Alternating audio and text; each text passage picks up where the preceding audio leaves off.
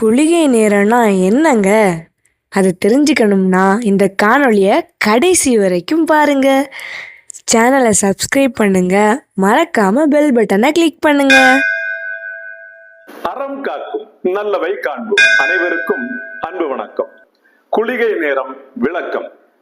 நாம நம்முடைய வீடுகளில சுபகாரியங்கள் அசுப காரியங்கள் நடக்கும் பொழுது நல்ல நேரம், கௌரி நல்ல நேரம், யமகண்டம், ராகு காலம் இதெல்லாம் வழக்கமா பார்ப்போம் நாம.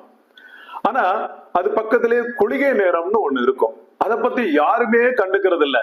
ஏன் அப்படின்னா அதனுடைய பெருமை என்ன அப்படிங்கிறது நமக்கு தெரியாது, அவ்வளவுதான். இந்த காணொளி மூலமா குளிகை நேரத்தினுடைய வரலாறு, குளிகை நேரம் எதுக்கு பயன்படுது, அதனுடைய முக்கியத்துவம் என்ன அப்படிங்கிறத நம்ம பார்க்கலாம்.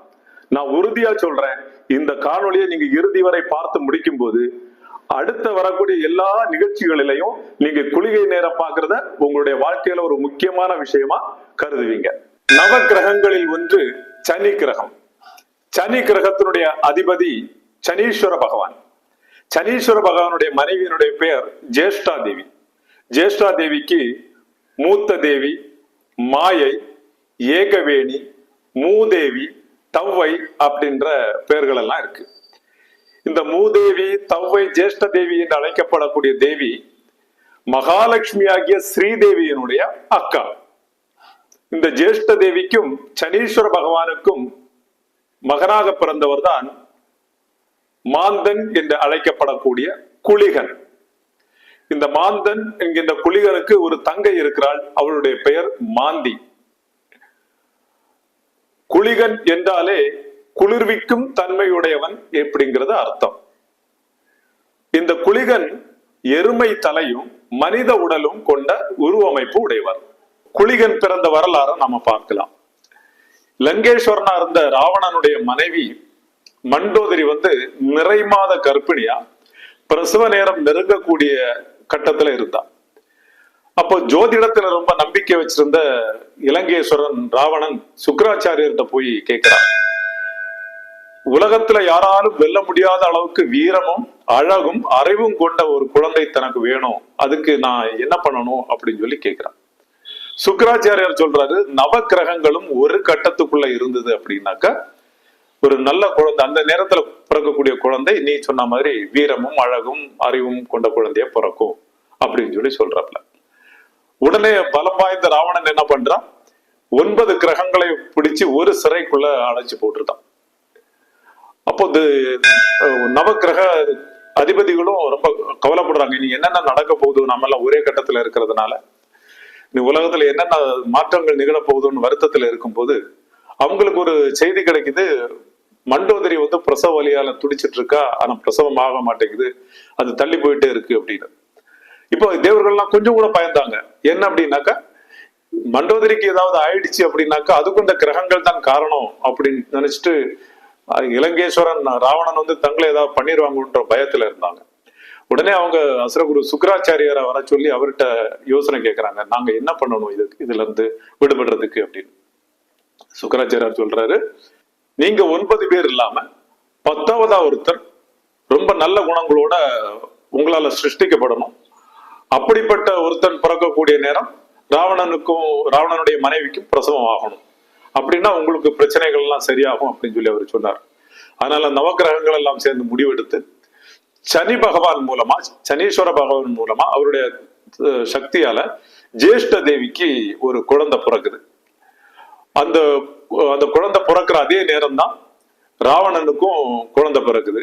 இந்த குழந்தையுடைய பெயர் குளிகன் என்கின்ற மாந்தன். ராவணனுடைய குழந்தையினுடைய பெயர் மேகநாதன். குளிகன் பிறந்த நேரத்தை தான் நம்ம குளிகை நேரம் அப்படின்னு சொல்றோம். அந்த நேரத்துக்கு இன்னொரு பேர் இருக்கு, காரிய விருத்தி நேரம். காரியங்கள் விருத்தி ஆகக்கூடிய நேரம். இதனால மகிழ்ந்த ராவணன் தேவர்களை எல்லாம் விடுவிச்சுட்டான். தேவர்களும் மகிழ்ந்து சொன்ன மாதிரி தினசரி நாளுல குளிகனுக்கும் ஒரு நேரத்தை கொடுத்தாங்க. குளிகை காலம் அப்படிங்கிறது தினசரி 24 மணி நேரத்துல 1.5 மணி நேரம் ஆகிய ஒரு முகூர்த்த நேரம் குளிகை நேரத்துக்கு கிடைக்கும். யமகண்டத்திற்கு எப்படி 1.5 மணி நேரமோ, ராகு காலத்திற்கு எப்படி 1.5 மணி நேரமோ, அது மாதிரி குளிகை காலத்திற்கும் 1.5 மணி நேரங்கள் ஒரு தினசரி நாட்கள்ல ஒதுக்கப்பட்டிருக்கு. அது குளிகை நேரத்துல என்னென்ன காரியங்கள் பண்ணலாம், என்னென்ன காரியங்கள் பண்ணக்கூடாது, எந்த காரியத்தை நாம் திருப்பி திருப்பி பண்ணணும்னு விரும்புறோமோ அந்த காரியத்தை நம்ம கண்டிப்பா குளிகை நேரத்துல பண்ணிக்கலாம். உதாரணத்துக்கு தொழில் துவங்கலாமா, துவங்கலாம். வங்கியில முதலீடுகள் பண்ணலாமா, பண்ணிக்கலாம். நல்ல ஆடைகள் எடுக்கலாமா, எடுத்துக்கலாம். திருமணம் பண்ணிக்கலாமா, பண்ணக்கூடாது. வீடு வாங்கலாமா, வாங்கிக்கலாம். மனைகள் வாங்கிக்கலாமா, வாங்கிக்கலாம். இப்ப எந்த ஒரு காரியத்தை நம்ம திருப்பி திருப்பி பண்ணணும்னு விரும்புறோமோ அந்த காரியத்தை எல்லாம் பண்ணிக்கலாம். நிறைய பேர் பண்ணக்கூடிய மிகப்பெரிய ஒரு தப்பு இருக்கு. இறந்த வீட்டுல அந்த உடல் நல்லடக்கம் பண்றதுக்கு வேண்டி எடுத்துட்டு போவாங்க. அப்போ அவங்க ராகு காலம் ஆரம்பிக்கும் போது அதுக்கு முன்னாடி எடுத்துருவோம், இல்ல ராகு காலம் முடிஞ்ச உடனே நம்ம எடுத்துருவோம் அப்படின்னு பல பேர் சொல்லுவாங்க. ராகு காலம் முடியறதுக்கு முன்னாடி அந்த உடலை நம்ம மயானத்திற்கு எடுத்துட்டு போறோம் அப்படின்னாக்கா அதுக்கு முன்னாடி குளிகை நேரம் இருக்கான்னு பார்க்கணும். குளிகை நேரம்னா கண்டிப்பா நம்ம எடுக்கக்கூடாது. கர்ம காரியங்கள்லாம் அந்த குளிகை நேரத்துல நம்ம பண்ணக்கூடாது. குளிகை நேரம் முடிஞ்ச பிறகு, ராகாலம் முடிஞ்ச பிறகு வேணா எடுத்துக்கலாம். சரி, அந்த விஷயத்துல நம்ம கவனமா இருக்கணும். இப்போ இதுல இருந்து குளிகை நேரம் அப்படின்னா என்ன, அதுல என்ன காரியங்கள் பண்ணலாம், என்ன காரியங்கள் பண்ணக்கூடாது அப்படிங்கறத நாம புரிஞ்சிருக்கும். குளிகை நம்ம எப்படி வழிபட்டுக்கலாம் அப்படின்னாக்கா, சனிக்கிழமை தோறும் நம்ம எப்படி சனீஸ்வர பகவானை நம்ம வழிபடுறோமோ அதே மாதிரி குளிகை பகவானையும் நம்ம வழிபட்டுக்கலாம். குளிகன் காயத்ரி மந்திரம்: ஓம் மந்தாத்மஜாய வித்மகே ரக்த நேத்ராய தீமகி தன்னோ குளிக பிரஜோதயாத். குளிகன் பீஜாட்சர மந்திரம்: ஓம் குளிகாய நமஹா. இந்த காணொளி மூலமா குளிகை நேரத்தை பத்தின தகவல்களை நாம தெரிஞ்சிருப்போம்னு நம்புறேன். குளிகை நேரத்துல நல்லதை செய்வோம், நல்ல பலன் பெறுவோம். இந்த காணொளியை பார்த்தவங்க அவங்களுடைய சந்தேகங்களை கமெண்ட் பாக்ஸ்ல தெரிவிங்க. நன்றி, வணக்கம். அறம் காக்கும் நல்லவை காண்போம். வந்தே பாரத மாதரம்.